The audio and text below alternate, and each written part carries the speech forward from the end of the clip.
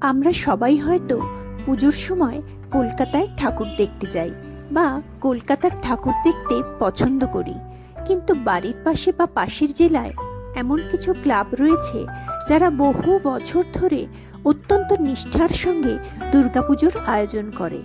তেমনই একটি ক্লাব বাকসারা মিলন তীর্থ। বাকসারা এলএমসি সরণি সার্বজনীন দুর্গোৎসবের উদ্যোক্তা।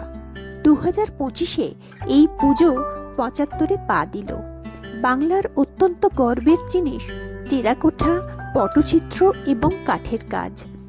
সেই সমস্ত উপকরণ দিয়েই এবারের মণ্ডপ সাজানো হয়েছিল।